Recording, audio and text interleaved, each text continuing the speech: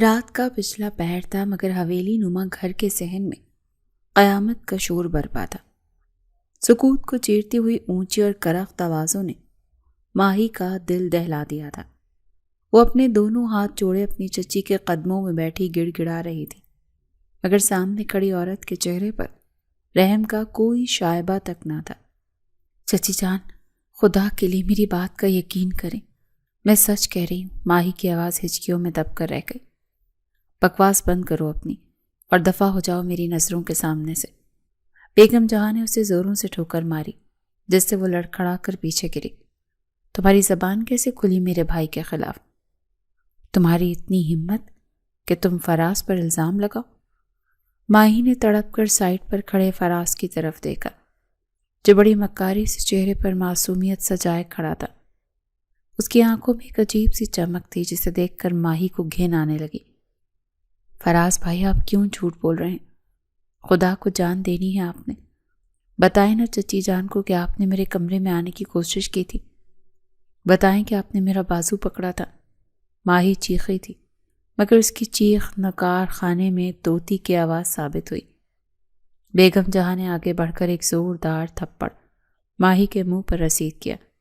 خبردار جو میرے بھائی کا نام بھی اپنی اس گندی زبان سے لیا۔ وہ تو فرشتہ ہے، فرشتہ۔ تم خود بد کردار ہو۔ تم چاہتی ہو کہ تم اپنی ادائیں دکھا کر اسے پھنساؤ، مگر یاد رکھنا فراز میرا بھائی ہے، وہ تمہارے جال میں نہیں آنے والا۔ اسی دوران فراز نے آگے بڑھ کر ڈرامائی انداز میں اپنی بہن کے کاندھے پر ہاتھ رکھا۔ آپا جانے دیں، بچی ہے، نادان ہے، غلطی ہو گئی ہوگی اس سے، کیوں اسے گھر سے نکال رہی ہیں؟ رات کا وقت ہے، کہاں جائے گی؟ فراز کی آواز میں مصنوعی ہمدردی کوٹ کوٹ کر بھری تھی، مگر اس کا اصل مقصد کچھ اور تھا۔ وہ جانتا تھا کہ ماہی اس گھر کے لیے سونے کا انڈا دینے والی مرغی ہے۔ گھر کے سارے کام کاج سے لے کر اس کی ماں کی چھوڑی ہوئی جائیداد تک سب کچھ اسی کے دم سے تھا۔ اگر یہ ہاتھ سے نکل گئی تو اس کا بہت نقصان ہو جائے گا۔ بیگم جہاں نے جھٹکے سے بھائی کا ہاتھ ہٹایا۔ تم چپ کرو فراز، تم بہت بھولے ہو، تمہیں نہیں پتا یہ لڑکیاں کیسی ہوتی ہیں۔ یہ بالکل اپنی ماں پر گئی ہے، وہ بھی ایسی ہی تھی اور یہ بھی ویسی ہی ہے۔ میں اب اس لڑکی کو ایک منٹ کے لیے اس گھر میں برداشت نہیں کر سکتی۔ میری اپنی جوان بیٹی ہے اس گھر میں، میں نہیں چاہتی کہ اس کلنک کا سایہ میری معصوم بیٹی پر پڑے۔ چچی جان، خدا کے لیے امی کے بارے میں تو ایسا مت بولے، وہ پاک دامن تھی۔ ماہی نے روتے ہوئے کہا، ہاں ہاں سب پتا ہے مجھے، اب اٹھو اور نکلو یہاں سے۔ بیگم جہاں نے اس کا بازو پکڑ کر اسے گھسیٹنا شروع کیا۔ نہیں چچی جان، ایسا مت کریں، میں کہاں جاؤں گی؟ میرا اس دنیا میں کوئی نہیں ہے آپ کے سوا، میں آپ کے پاؤں پڑتی ہوں، مجھے گھر سے مت نکالیں۔ ماہی نے مزاحمت کرنے کی کوشش کی، مگر بیگم جہاں کا غصہ آسمان کو چھو رہا تھا۔ اسے گھسیٹتی ہوئی مین گیٹ تک لے آئی تھی۔ فراز ابھی بھی پیچھے پیچھے آ رہا تھا اور بار بار بہن کو سمجھانے کی اور ایک ناکام اور دکھاوے کی کوشش کر رہا تھا۔ آپا غصہ تھوک دیں، لوگ کیا کہیں گے، تماشا بن جائے گا۔ اسے سرونٹ کوارٹر میں رکھ لیں مگر گھر سے مت نکالیں۔ مجھے لوگوں کی پرواہ نہیں ہے، مجھے اپنی عزت کی پرواہ ہے۔ ایسی لڑکیاں گھر میں ہوں تو عزتیں خاک میں مل جاتی ہیں۔ آج کے بعد تمہارے لیے اس گھر میں کوئی جگہ نہیں ہے۔ میرے ہی ٹکڑوں پر پل کر میرے ہی بھائی پر الزام تراشی کرتی ہو، منہ کالا نہ جانے کس کس کے ساتھ کرتی پھرتی ہو اور الزام میرے شریف بھائی پر لگاتی ہو۔ یہ الفاظ ماہی کے دل پر تیر کی طرح چلے تھے۔ وہ جو اپنی عزت بچانے کے لیے فریاد کر رہی تھی، الٹا اسی پر بد کرداری کا لیبل لگا دیا گیا تھا۔ بیگم جہاں نے پوری قوت سے اسے گیٹ سے باہر دھکا دیا۔ ماہی توازن برقرار نہ رکھ سکی اور باہر سڑک پر منہ کے بل گر پڑی۔ اس کے گھٹنوں اور ہتھیلیوں پر خراشیاں آئیں، مگر اس درد سے بڑا درد اس کے سینے میں تھا۔ اور دوبارہ اس گھر کا رخ مت کرنا، مر جانا وہیں سڑک پر، مگر میرے دروازے پر مت آنا۔ یہ کہہ کر بیگم جہاں نے زور سے لوہے کا بھاری دروازہ بند کر دیا۔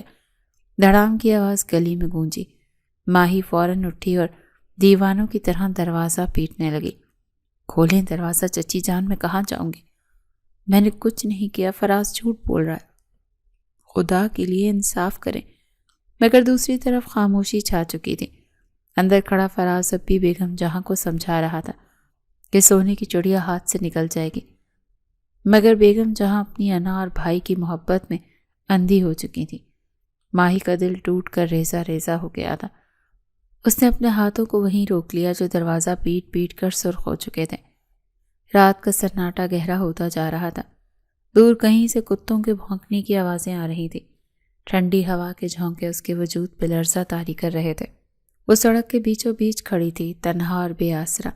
آنسو اس کی گالوں پر بہہ رہے تھے اور نظروں کے سامنے اندھیرا چھایا ہوا تھا۔ اس وقت اسے کوئی راستہ نظر نہیں آ رہا تھا کہ وہ کہاں جائے، کس کا دروازہ کھٹکھٹائے۔ اچانک اس کے ذہن میں ایک جھماکا ہوا۔ ایک چہرہ اس کی آنکھوں کے سامنے لہرایا۔ S P Timur. ہاں، وہی شخص اس کی مدد کر سکتا ہے۔ چند دن پہلے جب کالج سے واپسی پر غنڈوں نے اسے گھیرا تھا تو اسی مسیحا نے اسے بچایا تھا۔ وہی واحد انسان تھا جس نے اس کی بات سنی تھی اور اسے بحفاظت گھر پہنچایا تھا۔ شاید وہ اب بھی اس کی مدد کر دے، شاید وہی اس طوفان میں اس کا سہارا بن سکے۔ پولیس اسٹیشن یہاں سے زیادہ دور نہیں تھا۔ یہی سوچتے ہوئے ماہی نے اپنی چادر کو درست کیا اور اندھیرے میں تیز تیز قدم اٹھاتی ہوئی مین روڈ کی طرف بڑھنے لگی۔ خوف اس کے رگوں پے میں سرایت کر چکا تھا، مگر اس وقت خوف سے زیادہ مجبوری حاوی تھی۔ وہ تقریباً بھاگ رہی تھی۔ سڑک ویران تھی اور ہر گزرتا لمحہ اس کی دھڑکنوں کو تیز کر رہا تھا۔ مین روڈ پر پہنچ کر اس کی نظر ایک آٹو رکشہ پر پڑی جو سواری کے انتظار میں کھڑا تھا۔ ماہی کے پاس 1 روپیہ بھی نہیں تھا کہ وہ کرایہ ادا کر سکے، مگر اس وقت جان اور عزت بچانا سب سے اہم تھا۔ وہ ہانپتی ہوئی آٹو کے قریب پہنچی۔ بھیا، پولیس اسٹیشن جانا ہے، چھوڑ دیں گے؟ اس کی آواز کانپ رہی تھی۔ آٹو والے نے ایک عجیب سی نظر سے ماہی پر ڈالی۔ رات کے اس پہر ایک اکیلی خوبصورت لڑکی کو بدحواس حالت میں دیکھ کر اس کے چہرے پر ناگواری اور حیرت کے ملے جلے تاثرات ابھرے۔ اس نے کچھ لمحے توقف کیا اور پھر ماہی کے حلیے کا جائزہ لیا۔ بیٹھو، آٹو والے نے مختصر کہا اور پیچھے کی طرف اشارہ کیا۔ ماہی نے سکھ کا سانس لیا اور جلدی سے آٹو میں بیٹھ گئی۔ آٹو سٹارٹ ہوا اور پولیس اسٹیشن کی طرف روانہ ہو گیا۔ ہوا کے تھپیڑے اس کے چہرے سے ٹکرا رہے تھے اور وہ دل ہی دل میں دعائیں مانگ رہی تھی کہ ایس پی تیمور وہیں موجود ہو۔ اگر وہ نہ ملے تو کیا ہوگا؟ یہ سوال اس کے ذہن میں ہتھوڑے کی طرح برس رہا تھا، مگر اس نے سر جھٹک دیا۔ نہیں، اسے مثبت سوچنا چاہیے۔ اللہ اس کی مدد ضرور کرے گا۔ آٹو کی رفتار تیز تھی اور ماہی کی نظریں سڑک پر جمی ہوئی تھی۔ ہر گزرتی گاڑی اسے خوف زدہ کر رہی تھی کہ کہیں چچی یا فراز اس کے پیچھے نہ آ جائیں۔ کچھ ہی دیر میں پولیس اسٹیشن کی عمارت نظر آنے لگی۔ وہاں روشنی تھی اور باہر کچھ گاڑیاں کھڑی تھیں۔ آٹو رکتے ہی ماہی کی نظر سامنے گیٹ سے نکلتے ہوئے ایک شخص پر پڑی۔ یونیفارم میں ملبوس قداور اور وجیح شخصیت تیمور۔ وہ اپنی ڈیوٹی ختم کر کے باہر نکل رہا تھا۔ ماہی کی جان میں جان آئی۔ وہ تقریباً چلتی ہوئی آٹو سے اتری اور تیمور کی طرف بھاگی۔ سر، اس نے پکارا۔ تیمور جو اپنی گاڑی کی طرف جا رہا تھا آواز سن کر رکا اور مڑ کر دیکھا۔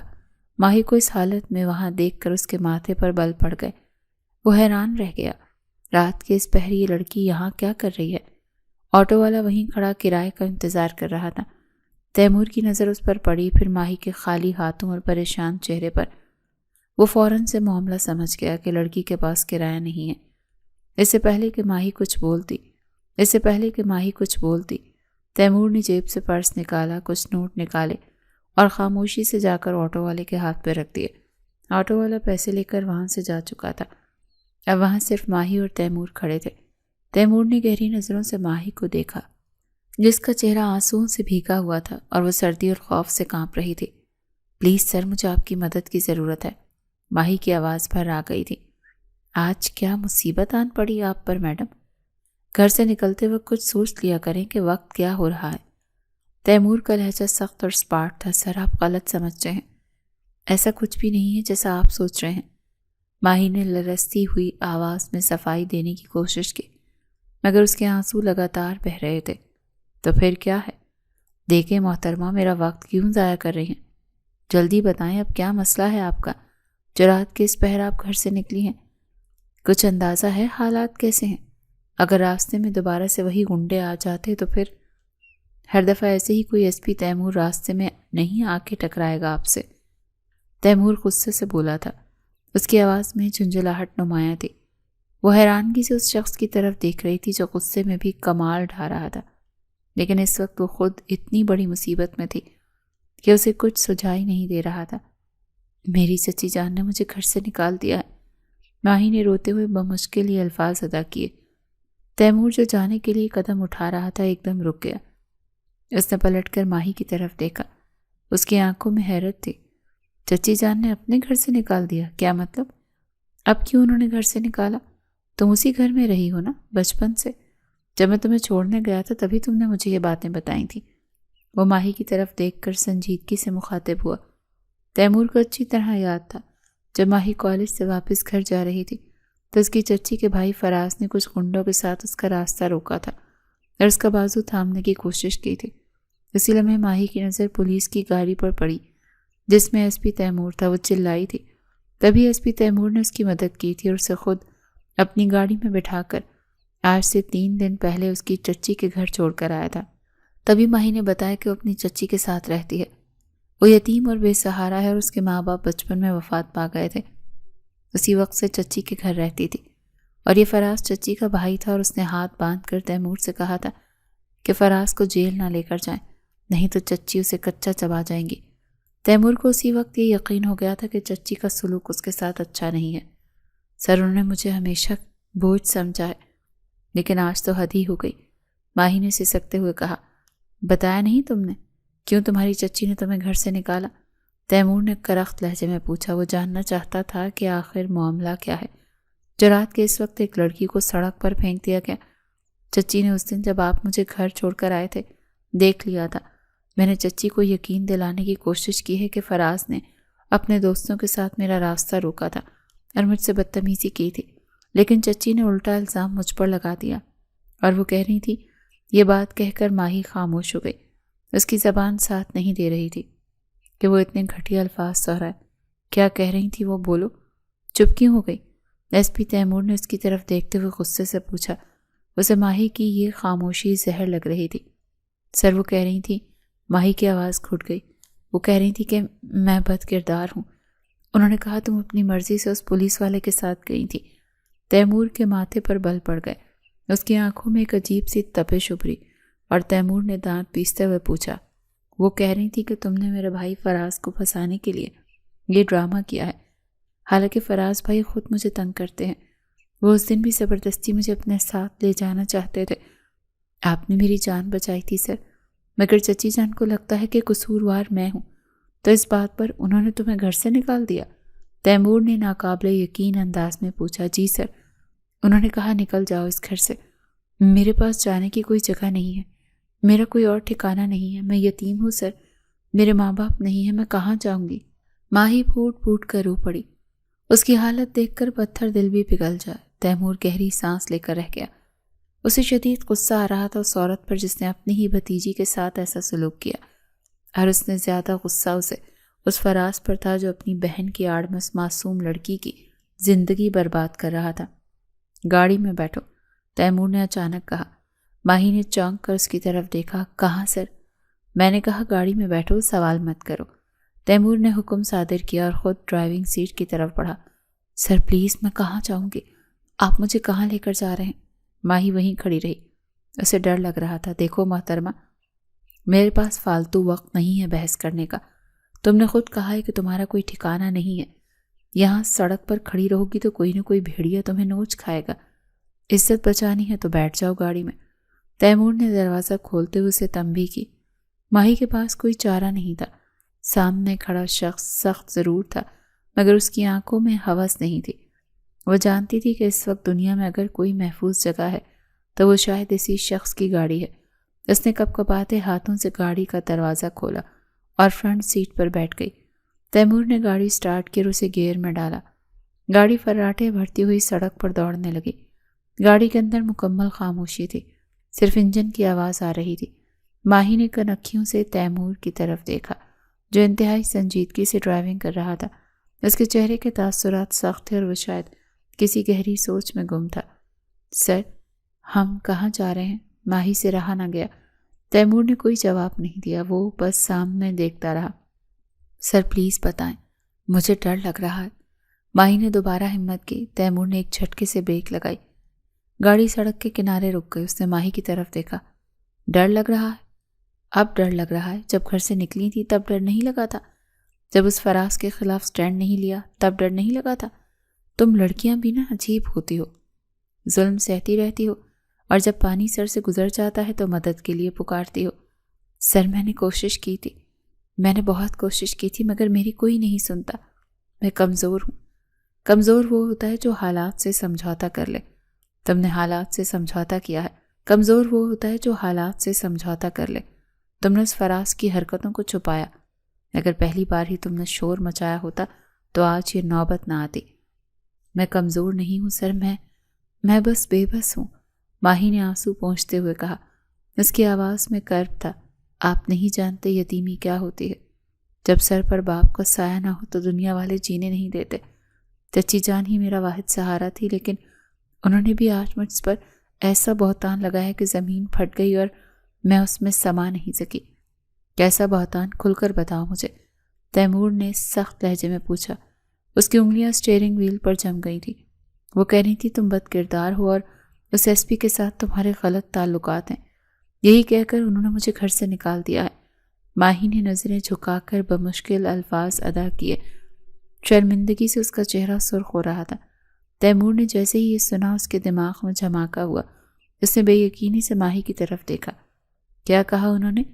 میرے ساتھ تعلقات ہیں؟ واہ، بہت خوب، یعنی نیکی کرنے کا یہ صلہ ملا مجھے۔ تیمور نے تلخی سے ہنس کر کہا۔ اس کی ہنسی میں غصہ اور طنز چھپا تھا۔ جی سر، ان کا کہنا ہے کہ میں نے فراز بھائی کو پھنسانے کے لیے آپ کا استعمال کیا ہے اور میں آپ کے ساتھ منہ کالا کر کے آئی ہوں۔ ماہی کی ہچکیاں بند گئی۔ ان کا بھائی فراز بھی وہاں پر موجود تھا، جو مجھے بار بار ہراس کرتا ہے، اور اس وقت بھی وہ مسکرا رہا تھا جب چچی مجھے گھر سے دھکے دے رہی تھی۔ تیمور نے یہ الفاظ سن کر اپنی دونوں مٹھیاں بھینچ لیں۔ نہ جانے کیوں تیمور جو ابھی گھر جانے کے لیے نکلا تھا کیونکہ اس کی ڈیوٹی کا وقت ختم ہو گیا تھا، لیکن یہ لڑکی آ گئی اور یہ لڑکی اس کی اپنی نہیں تھی، لیکن جیسے ہی اس نے یہ الفاظ کہے کہ فراز اسے ہراس کرتا ہے اور اس کا نام تیمور کے ساتھ جوڑا گیا، اسے بہت غصہ آیا تھا۔ اس کی رگیں تن گئی تھیں۔ تو وہ شخص تمہیں ہراس کرتا ہے اور تمہاری چچی کو یہ سب نظر نہیں آتا؟ تیمور نے دانت پیستے ہوئے پوچھا۔ نہیں سر، انہیں لگتا ہے فراز فرشتہ ہے اور میں ہی بد کردار ہوں۔ وہ کہتی ہے میں اپنی ماں کی طرح ہوں۔ میری ماں بھی ایسی ہی تھی سر، میری ماں بہت نیک خاتون تھی، مگر چچی جان ان کی وفات کے بعد بھی انہیں نہیں بخش دی۔ آج انہوں نے مجھے گھر سے نکال دیا اور کہا کہ جاؤ اسی یار کے پاس جس کے ساتھ تم نے رات گزاری ہے۔ بس، تیمور نے زور سے ہاتھ ڈیش بورڈ پر مارا۔ ماہی ڈر کر سہم گئی۔ بہت ہو گیا، یہ عورت پاگل ہو گئی، اور وہ فراز، اس کی تو میں ایسی طبیعت صاف کروں گا کہ عمر بھر یاد رکھے گا۔ کسی شریف لڑکی پر تہمت لگانا اور پھر پولیس آفیسر کا نام اس میں گھسیٹنا، میں انہیں چھوڑوں گا نہیں۔ پلیز سر، میری مدد کریں۔ تیمور کچھ دیر کے لیے خاموش رہا، جبکہ ماہی اس کے سامنے اپنے معصوم چہرے کو لیے آنسو بہاتے ہوئے اپنے دونوں ہاتھ جوڑ بیٹھی تھی۔ گاڑی کے اندر حبس بڑھتا جا رہا تھا۔ تیمور کی پیشانی پر لکیریں گہری ہو گئی تھیں۔ وہ ایک ایماندار پولیس آفیسر تھا اور کسی مظلوم کی آہ اسے چین نہیں لینے دیتی تھی، خاص طور پر جب اس مظلومیت کی وجہ وہ خود بالواسطہ بن گیا ہو۔ تمہارے چچا وہ کہاں ہوتے ہیں؟ وہ کچھ نہیں کہتے؟ تیمور نے پوچھا۔ چچا جان دبئی ہوتے ہیں، وہ سال میں ایک بار آتے ہیں۔ گھر کا سارا نظام چچی جان چلاتی ہیں۔ چچا کو لگتا ہے کہ چچی جان مجھ سے بہت پیار کرتی ہیں اور وہ میری کوئی بات نہیں سنتے، ماہی نے مایوسی سے جواب دیا۔ عجیب تماشا ہے، تیمور نے زیر لب بڑبڑایا۔ سر، مجھے کہیں چھوڑ دیں، کسی ہاسٹل یا کسی ایسی جگہ جہاں میں محفوظ رہ سکوں۔ میں محنت مزدوری کر لوں گی مگر سڑک پر نہیں رہ سکتی، ماہی نے التجا کی۔ ہاسٹل؟ رات کے 2 بجے تمہیں کون سا ہاسٹل ملے گا؟ اور کس منہ سے جاؤ گی وہاں؟ کیا بتاؤ گی؟ گھر سے کیوں نکالی گئی ہو؟ تیمور نے حقیقت پسندانہ بات کی۔ تو پھر میں کیا کروں سر؟ مر جاؤں؟ خودکشی کر لوں؟ ماہی کی آنکھوں میں بے بسی کی انتہا تھی۔ بکواس بند کرو، اپنی جان لینے والا کام بزدل لوگ کرتے ہیں، تیمور نے ڈانٹا۔ مسئلے کا حل ڈھونڈنا پڑتا ہے، زندگی ختم کرنا کوئی حل نہیں ہے۔ میرے پاس کوئی حل نہیں ہے سر، سارے راستے ہی بند ہو چکے ہیں۔ گاڑی میں گھٹی گھٹی سسکیاں گونج رہی تھیں۔ ماہی کا رو رو کر برا حال تھا اور تیمور کو سمجھ نہیں آ رہا تھا کہ وہ اس الجھی ہوئی ڈور کو کیسے سلجھائے۔ کافی دیر کی خاموشی کے بعد تیمور نے گہرا سانس لیا اور اسٹیئرنگ پر اپنی گرفت مضبوط کی۔ تم چچا سے شکایت کیوں نہیں کرتی؟ تیمور نے بالآخر پوچھا۔ آخر وہ گھر کے سربراہ ہیں، تمہارا حق بنتا ہے کہ انہیں سب بتاؤ۔ انہیں فون کرو اور بتاؤ کہ ان کی غیر موجودگی میں ان کی بیوی اور سالہ کیا گل کھلا رہے ہیں۔ ماہی نے نفی میں سر ہلایا۔ اس کی آنکھوں میں آنسو روا تھے۔ چچا میری بات نہیں سنتے سر۔ چچا کو لگتا ہے کہ چچی ہی سچی ہیں، وہ ان پر اندھا اعتماد کرتے ہیں۔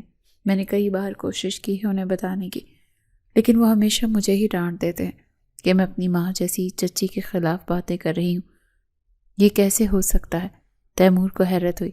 کیا وہ اپنی بھتیجی پر اتنا بھی بھروسہ نہیں کرتے؟ نہیں سر۔ اور اس کی وجہ چچی کی اپنی بیٹی ہے؟ ماہی نے اسے سکتے ہوئے انکشاف کیا۔ چچی کی بیٹی؟ تیمور نے سوالیہ نظروں سے دیکھا۔ جی سر، چچی کی اپنی بھی ایک بیٹی ہے جو میری ہی ہم عمر ہے۔ وہ اپنے تمام گناہ میرے سر ڈال دیتی ہے۔ جب بھی اسے کوئی غلطی ہوتی ہے تو قصوروار میں ہی ٹھہرائی جاتی ہوں۔ اس گھر میں ہر غلط کام کا ملبہ مجھ پر گرتا ہے۔ ماہی نے اپنی بات جاری رکھتے ہوئے کہا، چچی کی بیٹی کے اپنے بہت سے لوگوں کے ساتھ غلط تعلقات ہیں۔ وہ سارا دن فون پر لگی رہتی ہے، چھپ کر لڑکوں سے ملتی ہے، لیکن چچی الزام مجھے دیتی ہیں اور اس کے بھی سارے الزام مجھ پر ہی آتے ہیں۔ چچا جب بھی فون کرتے ہیں چچی پہلے ہی میرے خلاف، ان کے کان بھر چکی ہوتی ہیں، وہ میری بات سننے کے روادار ہی نہیں ہیں۔ تیمور یہ سن کر دنگ رہ گیا۔ اسے اندازہ نہیں تھا کہ معاملہ اتنا گھمبیر ہے، یعنی وہ لڑکی نہ صرف یتیم ہے بلکہ اسے قربانی کا بکرا بھی بنایا جا رہا ہے۔ تمہارا مطلب ہے کہ وہ اپنی سگی بیٹی کے کرتوت چھپانے کے لیے تمہاری عزت اچھال رہی ہیں؟ تیمور نے غصے سے پوچھا۔ جی سر، آج بھی یہی ہوا۔ فراز بھائی نے جب بدتمیزی کی تو چچی جان نے بجائے انہیں ڈانٹنے کے سارا الزام مجھ پر لگا دیا کہ میں انہیں ورغلا رہی ہوں، اور پھر آپ کا نام لے کر مجھے گھر سے نکال دیا۔ وہ چاہتی تھی کہ میں گھر سے نکل جاؤں تاکہ ان کی بیٹی اور بھائی آزاد رہیں۔ یہ تو ظلم کی انتہا ہے، تیمور بڑبڑایا۔ اس کا خون کھول رہا تھا۔ ایک معصوم لڑکی کو چاروں طرف سے بھیڑیوں نے گھیر رکھا تھا۔ سر، میں اب کہاں جاؤں؟ میرے پاس تو کرائے کے پیسے بھی نہیں ہیں۔ اگر آپ نے مدد نہ کی تو میں سچ میں مر جاؤں گی۔ اس دنیا میں یتیموں کے لیے کوئی جگہ نہیں ہے۔ ماہی نے اپنے چہرے کو دونوں ہاتھوں میں چھپا لیا۔ تیمور کچھ لمحے خاموش رہا۔ اس کے ذہن میں کئی خیالات آ رہے تھے۔ وہ اسے ہاسٹل نہیں بھیج سکتا تھا، نہ ہی تھانے رکھ سکتا تھا۔ سڑک پر چھوڑنا تو موت کے منہ میں دینے کے مترادف تھا۔ دیکھو، رونا بند کرو، تیمور نے نرمی مگر سنجیدگی سے کہا۔ رونے سے مسائل حل نہیں ہوتے۔ مجھے سوچنے دو کہ میں کیا کر سکتا ہوں۔ سر، آپ ہی کچھ کر سکتے ہیں، آپ پولیس والے ہیں، آپ کی سب سنتے ہیں۔ پلیز مجھے کہیں محفوظ جگہ پہنچا دیں۔ محفوظ جگہ؟ تیمور نے طنزیہ مسکراہٹ کے ساتھ کہا، اس شہر میں اکیلی لڑکی کے لیے کوئی جگہ محفوظ نہیں ہے۔ یہ بات سن کر نہ جانے کیا ہوا، تیمور کو اس معصوم سی ماہی پر بہت ترس آیا تھا۔ وہ جو انتہا کی خوبصورت، کم عمر اور نازک سی لڑکی تھی، لیکن نصیب ایک یتیم ہونے کی وجہ سے انتہائی بھیانک تھے۔ تیمور ایک لمحے بھر کے لیے اس کے چہرے کی طرف دیکھتا رہا۔ اس کی آنکھوں میں ویرانی تھی اور چہرے پر بے بسی تھی۔ وہ سوچ رہا تھا کہ قدرت نے اسے حسن تو بے پناہ دیا، مگر قسمت اتنی ہی روٹھی ہوئی کیوں لکھی ہے؟ تیمور کے دماغ میں جنگ چل رہی تھی۔ پھر اچانک سے وہ بولا، اس کا لہجہ بدلا ہوا تھا، نکاح کرو گی مجھ سے؟ یہ الفاظ گاڑی کی فضا میں کسی دھماکے کی طرح گونجے۔ ماہی جو رو رہی تھی ایک دم سن ہو گئی۔ اسے لگا شاید اس کے کان بج رہے ہیں یا اس نے غلط سنا ہے۔ اس نے بھیگی پلکیں اٹھا کر حیرت اور صدمے سے تیمور کی طرف دیکھا۔ آنسو اس کی آنکھوں میں ہی تھم گئے۔ کیا کہا آپ نے؟ ماہی کی آواز بمشکل اس کے گلے سے نکلی۔ اس کا دل زور زور سے دھڑکنے لگا۔ میں نے پوچھا ہے نکاح کرو گی مجھ سے؟ تیمور نے اپنی بات دہرائی۔ اس بار اس کا لہجہ سپاٹ اور سنجیدہ تھا۔ اس کی نظریں سامنے سڑک پر جمی ہوئی تھیں، مگر وہ ماہی کے ہر رد عمل کو نوٹ کر رہا تھا۔ یہ الفاظ سنتے ہی ماہی کو شدید جھٹکا لگا تھا۔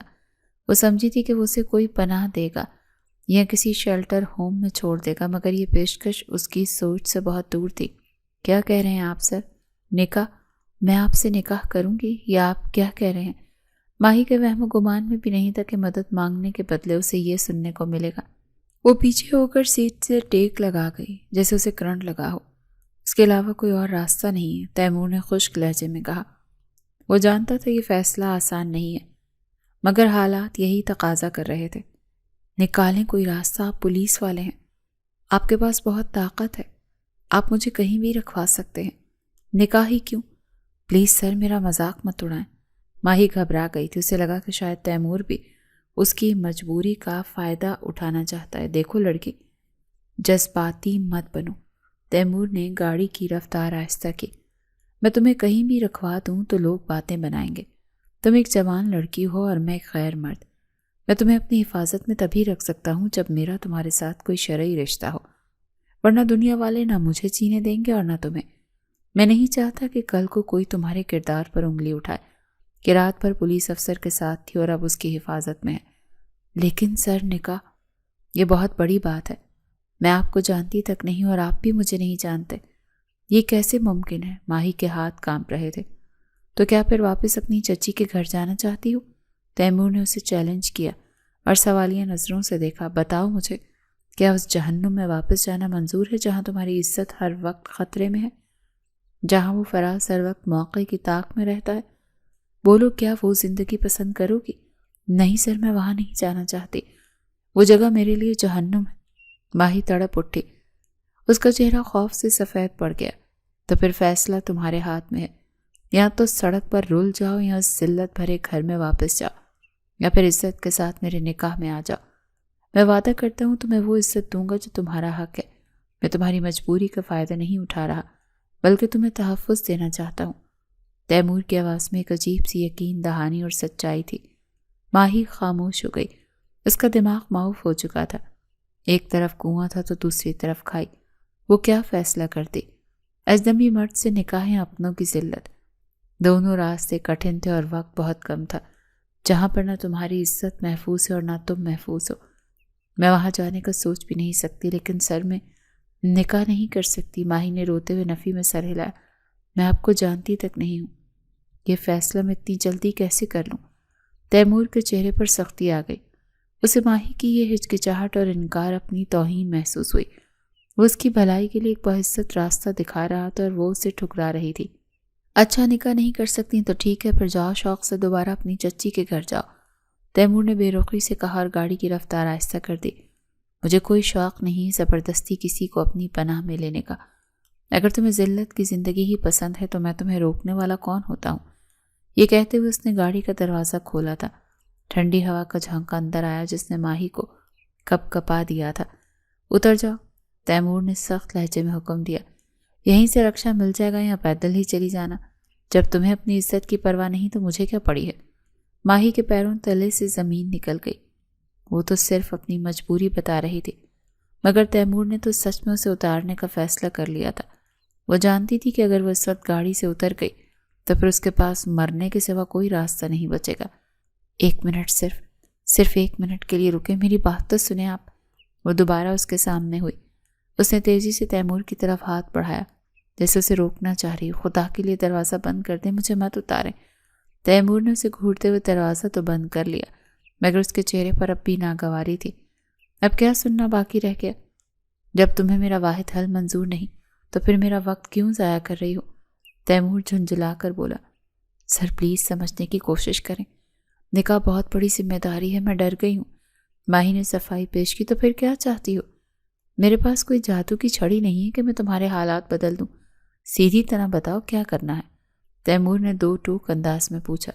ماہی نے ایک لمحے کے لیے سوچا۔ اس کے ذہن میں ایک خیال آیا جو اسے محفوظ لگا۔ وہ امید بھری نظروں سے تیمور کی طرف دیکھنے لگی۔ کیا میں آپ کی بہن بن کر نہیں رہ سکتی؟ اس کی یہ بات سن کر اسپی تیمور شوق رہ گیا۔ اسے اپنی سماعت پر یقین نہیں آیا۔ وہ جو غصے میں تھا ایک دم ہکا بکا رہ گیا۔ کیا کہا تم نے؟ بہن؟ تیمور نے حیرت سے پوچھا۔ جی سر، آپ مجھے اپنی چھوٹی بہن سمجھ کر پناہ دے دیں، میں آپ کے گھر کے کام کر لوں گی، آپ کی بہن بن کر رہ لوں گی۔ نکاح کی کیا ضرورت ہے؟ اس طرح آپ پر کوئی بات بھی نہیں آئے گی اور میں بھی محفوظ رہوں گی۔ ماہی نے معصومیت سے اپنی تجویز پیش کی۔ اسے لگا شاید یہ بہترین حل ہے۔ تیمور نے گہری اور تھکی ہوئی سانس لی۔ اسے سمجھ نہیں آ رہا تھا وہ اس لڑکی کی معصومیت پر روئے یا ہنسے۔ یہ لڑکی دنیا کے طور طریقوں سے بالکل ناواقف تھی۔ دیکھو ماہی، تیمور نے سنجیدگی سے سمجھانا شروع کیا، میں ان سوالوں کے جواب نہیں دے سکتا جو لوگ مجھ سے یا میرے گھر والوں سے پوچھیں گے۔ منہ بولی بہن صرف کہانیوں میں اچھی لگتی ہے، حقیقت میں معاشرے میں اسے قبول نہیں کرتے۔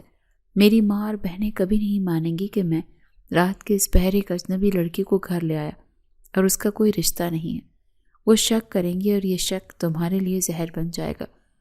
تیمور کو اس کی معصومیت پر ہنسی بھی آئی تھی، لیکن اس لمحے وہ اس کی مدد کرنا چاہتا تھا کیونکہ اس کے پاس کوئی اور راستہ نہیں تھا۔ ایسے ہی کسی اجنبی کو اپنے گھر لے جائے یہ اس کے گھر والے گوارا نہیں کر سکتے تھے، اسی لیے اس کو یہی راستہ ٹھیک لگا کہ نکاح کر کے اسے تحفظ دے دیا جائے۔ تبھی وہ ماہی کی طرف دیکھتے ہوئے فیصلہ کن انداز میں بولا، بتاؤ نکاح کرو گی یا نہیں؟ میرے پاس وقت کم ہے، فیصلہ تمہیں کرنا ہے، عزت کی زندگی یا پھر وہی ذلت۔ ماہی خاموش رہی، اس کا دماغ تیزی سے کام کر رہا تھا۔ نکاح کرنا اسے بہت بڑا قدم لگ رہا تھا جس کے لیے وہ تیار نہیں تھی۔ پھر اس کے ذہن میں ایک اور ترکیب آئی، اسے لگا شاید یہ طریقہ کام کر جائے۔ سر، ایک اور راستہ بھی ہے۔ ماہی نے امید بھری نظروں سے تیمور کی طرف دیکھا۔ وہ کیا ہے؟ تیمور نے ابرو اچکائے۔ آپ مجھے چچی کے گھر دوبارہ چھوڑ آئیں، اور آپ تو ایس پی ہیں نا، کوئی بھی دھمکی لگا سکتے ہیں، ہو سکتا ہے چچی آپ سے ڈر جائیں اور مجھے دوبارہ سے گھر پر رکھ لیں۔ آپ انہیں کہیں کہ اگر انہوں نے مجھے نکالا تو آپ انہیں جیل بھیج دیں گے۔ ماہی نے بڑی سادگی سے اپنی تجویز پیش کی۔ اسے لگا پولیس کی وردی اور روب دیکھ کر چچی جان سدھر جائیں گی۔ تیمور نے اس کی بات سنی تو اس کے چہرے پر ایک تلخ مسکراہٹ پھیل گئی۔ یہ لڑکی ابھی بھی اسی امید پر زندہ تھی کہ وہ پتھر دل لوگ پگھل جائیں گے۔ اچھا، تو تمہیں لگتا ہے کہ وہ میرے ڈر سے تمہیں سینے سے لگا لیں گے اور وہ فراز جو تمہاری عزت کے در پہ ہے وہ سدھر جائے گا؟ تیمور نے طنزیہ انداز میں پوچھا۔ شاید سر، آپ کوشش تو کر کے دیکھیں۔ میں نکاح نہیں کر سکتی، میں واپس اپنے گھر جانا چاہتی ہوں، پلیز آپ مجھے وہیں لے جائیں۔ ماہی نے ضد کی۔ تیمور کو شدید غصہ آیا، وہ اسے کیچڑ سے نکالنا چاہ رہا تھا اور وہ واپس اسی دلدل میں چھلانگ لگانا چاہتی تھی۔ اچھا، اتنا ہی شوق ہے تمہیں اس گھر میں رہنے کا جہاں تمہیں دن رات ذلالت برداشت کرنا پڑتی ہے، تو چلو میرے ساتھ، چھوڑ دیتا ہوں تمہیں۔ اگر یہی تمہاری مدد کر سکتا ہوں میں تو بیٹھو گاڑی میں، تیمور نے سخت لہجے میں کہا۔ اس نے جلدی سے گاڑی کا دروازہ کھولا اور خود فرنٹ سیٹ سنبھال کر بیٹھ گیا۔ اس کا موڈ اب شدید خراب ہو چکا تھا۔ وہ ماہی کو اس کی غلطی کا احساس دلانا چاہتا تھا۔ ماہی بھی ڈرتے ڈرتے دوبارہ گاڑی میں بیٹھ گئی۔ اسے لگا شاید تیمور کی دھمکی کام کر جائے گی اور چچی اسے رکھ لیں گی۔ گاڑی کی رفتار آہستہ ہوئی اور پھر ایک جھٹکے سے رک گئی۔ سامنے وہی شناسا دروازہ تھا جسے کچھ دیر پہلے بیگم جہاں نے ماہی کے منہ پر بند کیا تھا۔ رات کا سناٹا اب مزید گہرا ہو چکا تھا اور گلی میں ہو کا عالم تھا۔ پیلی اسٹریٹ لائٹس کی مدھم روشنی اس کالے آہنی دروازے پر پڑ رہی تھی جو اس وقت ماہی کو کسی بھیانک دیو کی طرح لگ رہا تھا۔ وہ اسے نگلنے کے لیے تیار کھڑا تھا۔ تیمور نے گاڑی کا انجن بند نہیں کیا بلکہ نیوٹرل کر کے ماہی کی طرف دیکھا۔ اس کے چہرے پر سنجیدگی اور سختی برقرار تھی۔ لو، آ گیا تمہارا گھر، تمہاری جنت، اترو اب۔ تیمور کا لہجہ اسپاٹ تھا۔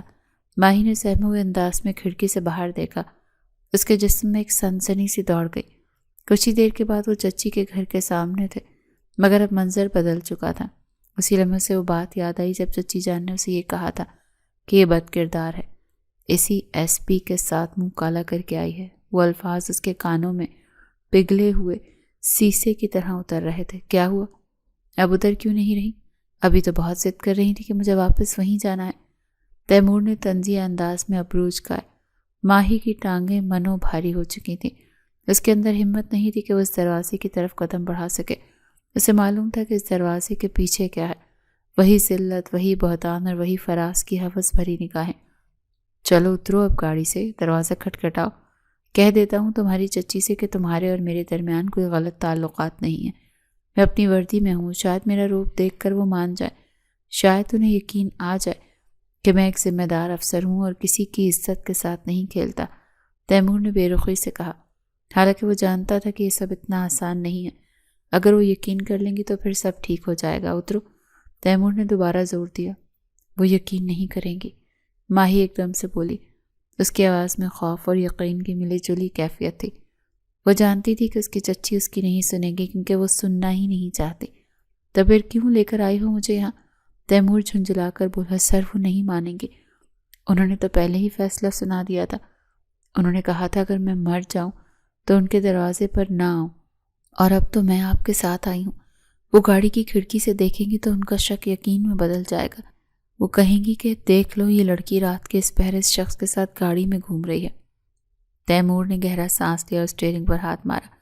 تو یہ بات تمہیں پہلے سوچنی چاہیے تھی جب تم بضد تھیں کہ مجھے واپس چھوڑ آئیں۔ تم نے میرا وقت ضائع کیا اور مجھے یہاں تک لے آئیں۔ اب جب ہم پہنچ گئے ہیں تو تم کہانیاں سنا رہی ہو۔ میں ڈر گئی تھی سر، مجھے لگا شاید آپ کی بات سن لیں، لیکن جیسے ہی میں نے اس دروازے کو دیکھا مجھے سب یاد آ گیا۔ فراز بھائی کی وہ نظریں یاد آ گئیں۔ وہ مجھے نہیں چھوڑیں گے، وہ میرا جینا حرام کر دیں گے۔ ماہی کی آنکھوں سے دوبارہ آنسو بہنے لگے۔ دیکھو ماہی، تیمور نے اس بار تھوڑی سنجیدگی سے اسے سمجھایا، زندگی فیصلے مانگتی ہے، تم دو کشتیوں میں سوار نہیں ہو سکتی۔ یا تو اس دروازے کو کھٹکھٹاؤ، جو بھی حشر ہو اسے قبول کرو، یا پھر میرے فیصلے پر یقین کرو۔ یہاں گاڑی میں بیٹھ کر رونے سے کچھ نہیں بدلنے والا۔ سر میں وہاں نہیں جا سکتی، اس گھر میں میری عزت محفوظ نہیں۔ چچی جان نے تو مجھے دھکے دے کر نکالا تھا، لیکن فراز بھائی کی موجودگی میں وہاں رہنا خودکشی کے مترادف ہے۔ وہ کئی دنوں سے مجھے تنگ کر رہے ہیں۔ آج بھی اگر میں وہاں گئی تو چچی جان مجھے اندر تو شاید رکھ لیں، مگر وہ مجھے فراز کے رحم و کرم پر چھوڑ دیں گی تاکہ ثابت کر سکیں کہ میں بد کردار ہوں۔ تو پھر اب کیا ارادہ ہے؟ تیمور نے اسے چیلنجنگ نظروں سے دیکھا۔ مجھے نہیں پتا سر، میں بس وہاں نہیں جانا چاہتی، پلیز گاڑی موڑ لیں۔ ماہی نے منت بھری نگاہوں سے اسے دیکھا۔ وہ کانپ رہی تھی۔ اس گھر کا خوف اس کے اعصاب پر بری طرح سوار تھا۔ تیمور کو اس لڑکی کی کم عقلی اور خوف پر شدید غصہ آ رہا تھا۔ وہ چاہتا تھا یہ لڑکی خود اپنے لیے فیصلہ کرے، مگر وہ بار بار اپنی بات سے پھر رہی تھی۔ تم عجیب لڑکی ہو، ابھی راستے میں کہہ رہی تھی کہ نکاح نہیں کرنا، واپس جانا ہے، اب واپس لے آیا ہوں تو کہہ رہی ہو کہ اندر نہیں جانا۔ آخر چاہتی کیا ہو؟ میرا تماشا بنانا چاہتی ہو یا اپنا؟ تیمور کی آواز اونچی ہو گئی۔ نہیں سر، ایسی بات نہیں ہے، میں بس اپنی عزت بچانا چاہتی ہوں۔ عزت؟ تیمور نے طنزیہ ہنسی۔ عزت بچانے کا جو طریقہ میں نے بتایا تھا وہ تمہیں منظور نہیں تھا۔ تمہیں لگا میں تمہارا فائدہ اٹھاؤں گا یا تمہیں بہن بنا کر رکھ لوں گا۔ اب جب حقیقت سامنے کھڑی ہے تو تمہارے پاؤں کانپ رہے ہیں۔ ماہی نے نظریں جھکا لیں۔ وہ واقعی لاجواب ہو چکی تھی۔ تیمور کی ہر بات سچ تھی۔ وہ اپنی نادانی میں سے یہاں لے تو آئی تھی، مگر اسے اپنی غلطی کا شدت سے احساس ہو رہا تھا۔ دیکھو ماہی، میں آخری بار پوچھ رہا ہوں، اتر رہی ہو یا نہیں؟ اگر نہیں اترنا تو پھر تمہیں میری شرط ماننی پڑے گی۔ اس کے علاوہ تیسرا کوئی راستہ نہیں ہے۔ تیمور نے دو ٹوک فیصلہ سنا دیا۔ گاڑی میں گھٹی گھٹی خاموشی چھا گئی۔ باہر گیٹ پر ہلکی سی آہٹ ہوئی۔ شاید چوکیدار جاگ رہا تھا یا کوئی اور۔ ماہی کا دل اچھل کر حلق میں آ گیا۔ اگر کسی نے اسے اس گاڑی میں دیکھ لیا تو کل پورے محلے میں بات پھیل جائے گی۔ تو اب کیا چاہتی ہو؟ تیمور نے سخت لہجے میں پوچھا۔ میں یہاں رات بھر گاڑی کھڑی کر کے تمہارے فیصلے کا انتظار نہیں کر سکتا۔ فیصلہ کرو اور ابھی کرو، اترنا ہے یا نہیں؟ نہیں سر، میں نہیں اتر سکتی، وہ مجھے مار ڈالیں گے، وہ مجھے نوچ کھائیں گے۔ ماہی نے نفی میں زور زور سے سر ہلایا۔ اس کے ہاتھ بے اختیار اپنی چادر میں بھیج گئے۔ چچی کا بھائی کئی دنوں سے یہ اہم کر گیا ہے کہ اگر میں اس کے قابو میں نہ آئی تو وہ مجھے کسی کے قابل نہیں چھوڑے گا۔ کیا آپ بکواس کر رہی ہو؟ تیمور نے حیرت اور غصے سے اس کی طرف دیکھا۔ اس کی آنکھوں میں انگارے دہک رہے تھے۔ کیا کہا ہے اس نے؟ سر، اس نے کہا تھا کہ اگر تم نے میری بات نہ مانی تو میں تمہیں گھر سے نکلوا دوں گا، اور جب تم سڑکوں پر رول جاؤ گی تو پھر تم خود میرے پیروں میں آؤ گی۔ ماہی کی آنکھوں سے ٹپ ٹپ آنسو گر رہے تھے۔ وہ سچ کہہ رہا تھا سر، آج وہی ہوا۔ چچی نے مجھے نکال دیا اور اب اگر میں واپس گئی تو اس کی بات سچ ثابت ہو جائے گی۔ وہ مجھے جیتے جی مار دے گا۔ تیمور نے گہرا سانس لے کر اپنے غصے کو قابو کرنے کی کوشش کی۔ اسے اس فراز نامی شخص پر شدید غصہ اور طیش آ رہا تھا۔ وہ ایک نہتی لڑکی کے ساتھ ایسی گھٹیا چالیں چل رہا تھا، لیکن اسی وقت اسے غصہ ماہی پر بھی آ رہا تھا، جو اپنی بے وقوفی کی وجہ سے حالات کو مزید مشکل بنا رہی تھی۔ تو یہ سب تمہیں راستے میں یاد نہیں تھا؟ جب تم بضد تھیں کہ مجھے واپس لے کر چلیں، تب تمہارا دماغ کہاں تھا؟ تیمور نے اسے جھڑک دیا۔ تم نے مجھے جذباتی کر کے یہاں تک کا سفر کروایا اور اب کہہ رہی ہو کہ اندر نہیں جانا۔ مجھے لگا تھا آپ پولیس والے ہیں، آپ کو دیکھ کر وہ ڈر جائیں گے، ماہی نے سسکیوں کے درمیان کہا۔ میں پولیس والا ہوں، کوئی جادوگر نہیں ہوں کہ ان کے دلوں میں تمہارے لیے محبت ڈال دوں۔ میں انہیں ڈرا سکتا ہوں، دھمکا سکتا ہوں، لیکن میں تمہارے گھر کے اندر رہ کر تمہاری حفاظت نہیں کر سکتا۔ جیسے ہی میں یہاں سے جاؤں گا وہ تمہارے ساتھ کیا کریں گے اس کی گارنٹی میں نہیں دے سکتا۔ تیمور نے اسے زندگی کی تلخ حقیقت سمجھائی۔ تو پھر میں کیا کروں سر؟ ماہی نے بے بسی سے دونوں ہاتھ اٹھا دیے۔ میرے لیے ہر راستہ ہی بند ہے، آگے کنواں پیچھے کھائی ہے۔ آپ ہی بتائیں نا میں کیا کروں؟ مجھے کچھ سمجھ نہیں آ رہا۔ مجھے بھی کچھ سمجھ نہیں آ رہا میں تم جیسی سدھی لڑکی کے ساتھ کیا کروں۔ تیمور نے جھنجھلا کر اسٹیئرنگ پر ہاتھ مارا۔ گاڑی کے ہارن کی آواز رات کے سناٹے میں گونجی تو ماہی سہم گئی۔ شور مت کریں سر، کوئی جاگ جائے گا۔ ماہی نے خوفزدہ ہو کر کھڑکی کی طرف دیکھا۔ جاگنے دو، تیمور نے لاپرواہی سے کہا۔ مجھے کسی کا ڈر نہیں ہے۔ ڈر تمہیں لگ رہا ہے اور لگنا بھی چاہیے، کیونکہ تم نے خود اپنے لیے کانٹے بچھائے۔ میں نے تمہیں ایک صاف اور سیدھا راستہ دکھایا تھا، نکاح کا، عزت کا، تحفظ کا، لیکن نہیں، تمہیں وہ کانٹوں کی سیج لگا اور یہ ذلت کا گھر تمہیں جنت لگ رہا ہے۔ سر میں نے منع نہیں کیا تھا، میں بس گھبرا گئی تھی۔ نکاح کوئی چھوٹی بات نہیں ہے۔ ماہی نے اپنی صفائی پیش کرنے کی کوشش کی۔ تو کیا سڑک پر رات گزارنا چھوٹی بات ہے؟ غیر مرد کے ساتھ گاڑی میں گھومنا چھوٹی بات ہے؟ کل جب دنیا والے تمہیں میرے ساتھ دیکھیں گے تو وہ کیا چھوٹی بات ہوگی؟ تیمور کے سوالات تیروں کی طرح ماہی کے وجود میں پیوست ہو رہے تھے۔ ماہی کے پاس کوئی جواب نہیں تھا۔ وہ جانتی تھی کہ تیمور سچ کہہ رہا ہے۔ اس نے اپنی نادانی میں وقت ضائع کر دیا۔ گاڑی کے اندر کی فضا انتہائی بوجھل ہو چکی تھی۔ باہر رات کا اندھیرا اور سناٹا تھا، مگر گاڑی کے اندر جذبات کا ایک ایسا طوفان برپا تھا جو تھمنے کا نام نہیں لے رہا تھا۔ تیمور کے صبر کا پیمانہ لبریز ہو چکا تھا اور ماہی خوف اور بے یقینی کی کیفیت میں لٹکی ہوئی تھی۔ میں اس گھر میں کیسے دوبارہ جاؤں؟ کچھ اچھی مجھے کبھی رکھیں گی بھی نہیں۔ ماہی نے ہچکیوں کے درمیان بمشکل کہا۔ اس کے الفاظ ٹوٹ رہے تھے اور آواز میں لرزش تھی۔ چچی کا بھائی کئی دنوں سے یہ اہم کرا گیا ہے کہ وہ مجھے برباد کر دے گا۔ مشکل ہے یہ سب میرے لیے سر، مجھے سمجھ نہیں آ رہی میں کیا کروں، میرا دماغ کام کرنا چھوڑ گیا ہے۔ تیمور نے غصے سے اسٹیئرنگ وہیل پر ہاتھ مارا۔ وہ اس تذبذب سے تنگ آ چکا تھا۔ تو پھر میں کیا کروں؟ تم خود بتاؤ میں کیا کروں؟ تیمور نے سخت لہجے میں پوچھا۔ میں تمہیں یہاں پکنک منانے نہیں لایا۔ تم نے کہا گھر جانا ہے، میں لے آیا، اب کہتی ہوں اندر نہیں جانا۔ تم چاہتی کیا ہو مجھ سے؟ کیا میں ساری رات اس گاڑی میں بیٹھ کر تمہارے رونے کا تماشا دیکھتا رہوں؟ سر وہ مجھے مار ڈالیں گے۔ ماہی نے خوفزدہ نظروں سے بند دروازے کو دیکھا۔ وہ دروازہ اس وقت اسے موت کا دروازہ لگ رہا تھا۔ تو یہ بات تمہیں پہلے سوچنی چاہیے تھی، جب تم میرے ساتھ گاڑی میں بیٹھ کر یہاں آئی تھی۔ تیمور کا لہجہ سخت تھا۔ تم نے میرا وقت برباد کر دیا، میرا دماغ خراب کیا، اور اب جب ہم منزل پر ہیں تو تم گاڑی سے اترنے کو تیار نہیں ہو۔ میں نے سوچا تھا شاید وہ مان جائیں۔ ماہی نے صفائی دینے کی کوشش کی۔ کس بنیاد پر مان جائیں گے؟ تیمور نے کاٹدار لہجے میں کہا۔ کیا تم نے کوئی ایسا کام کیا ہے جس سے ان کا دل پسیج جائے؟ ان کی نظر میں تم ایک بھاگی ہوئی لڑکی ہو جو رات کے اس پہر ایک غیر مرد کے ساتھ واپس آئی ہے۔ تم ان کے لیے اب صرف ایک بدنامی کا باعث ہو۔ وہ تمہیں اندر نہیں لیں گے، اور اگر لے بھی لیا تو تمہاری زندگی جہنم بنا دیں گے۔ ماہی نے اپنے دونوں ہاتھوں سے اپنا چہرہ چھپا لیا اور پھوٹ پھوٹ کر رونے لگی۔ تو پھر میں کیا کروں؟ کہاں جاؤں سر؟ آپ ہی بتائیں میں کہاں جاؤں؟ میرے پاس کوئی راستہ نہیں ہے۔ میں نے تمہیں راستہ بتایا تھا، تیمور نے سنجیدگی سے اسے یاد دلایا۔ میں نے تمہیں عزت کا راستہ دکھایا تھا۔ میں نے تو تمہیں اپنی پناہ میں لینے کی بات کی تھی، نکاح کی بات کی تھی، مگر تمہیں وہ راستہ کانٹوں بھرا لگا۔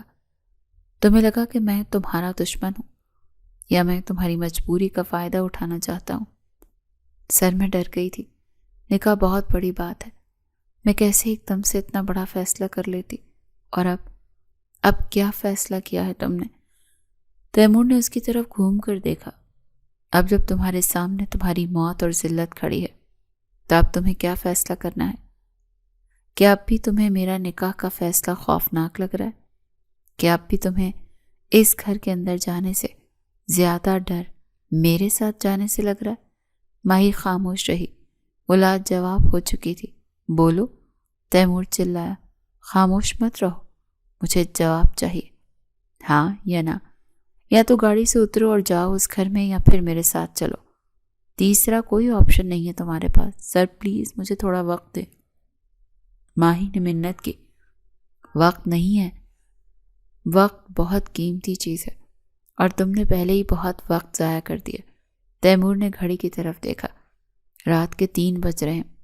میں صبح کی ڈیوٹی پر جانے والا انسان ہوں۔ میں تمہارے بچگانہ فیصلوں کا انتظار نہیں کر سکتا۔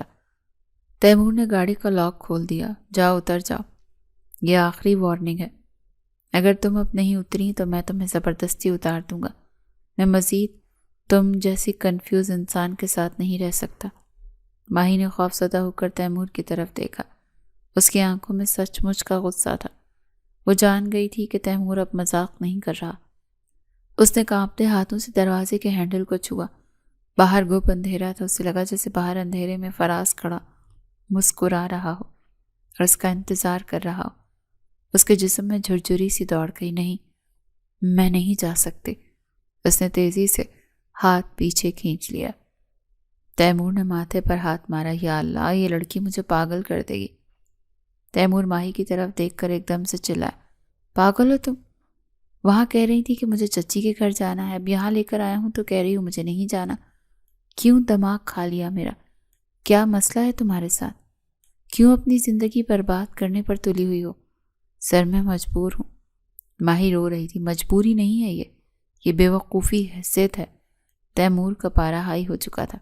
تم جانتی ہو کہ اندر خطرہ ہے، تم جانتی ہو کہ وہ لوگ تمہیں نہیں چھوڑیں گے، پھر بھی تم ضد کر کے یہاں آئی، اور اب جب فیصلہ کرنے کا وقت آیا ہے تو تم پھر سے رونے دھونے بیٹھ گئی ہو۔ مجھے فیصلہ چاہیے، ابھی اسی وقت، نکاح یا یہ گھر۔ فیصلہ کرو ورنہ میں تمہیں یہیں سڑک پر اتار کر چلا جاؤں گا۔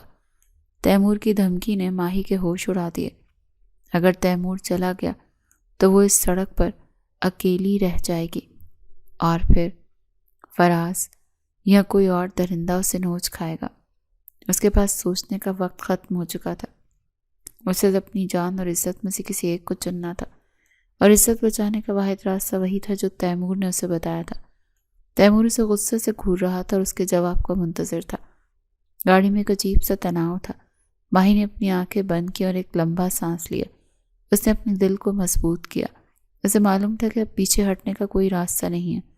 وہ کنویں سے نکل کر اب جس راستے پر جا رہی تھی وہ انجان ضرور تھا، مگر شاید وہاں اسے تحفظ مل سکتا تھا۔ سر، ماہی نے دھیرے سے پکارا۔ بولو، تیمور نے تلخی سے کہا۔ اتر رہی ہو نا؟ نہیں۔ ماہی نے سر اٹھا کر اس کی طرف دیکھا۔ اس کی آنکھوں میں اب آنسو نہیں تھے بلکہ ایک عجیب سی سنجیدگی اور فیصلہ تھا۔ نہیں کا کیا مطلب ہے؟ تیمور نے پوچھا۔ میں آپ کے ساتھ نکاح کرنے کے لیے تیار ہوں، اس نے الفاظ کہے تھے۔ تیمور تو ایک لمحے کے لیے ساکت رہ گیا۔ اسے امید نہیں تھی یہ ڈری ہوئی لڑکی اتنی جلدی یہ فیصلہ کر لے گی۔ وہ کچھ لمحے خاموشی سے اس کے چہرے کو دیکھتا رہا، جیسے یقین کر رہا ہو کہ اس نے واقعی الفاظ کہے ہیں یا اسے کوئی وہم ہوا ہے۔ ماہی نے نظریں جھکا لیں۔ وہ اپنا فیصلہ سنا چکی تھی۔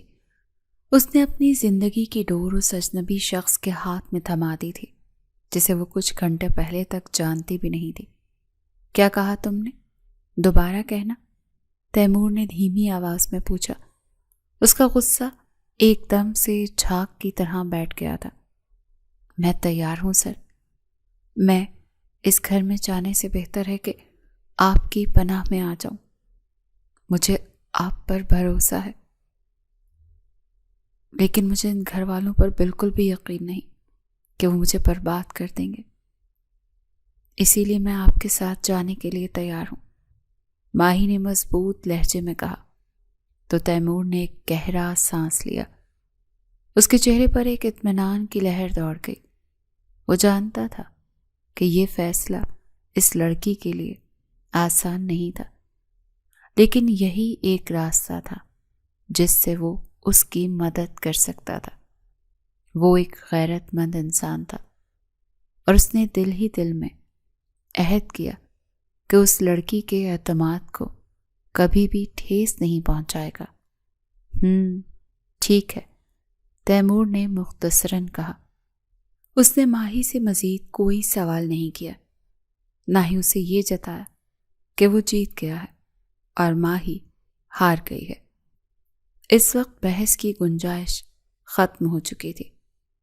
فیصلہ ہو چکا تھا۔ تیمور نے ایک نظر اس کے چہرے کی طرف دیکھا اور پھر گاڑی دوسری طرف موڑ لی۔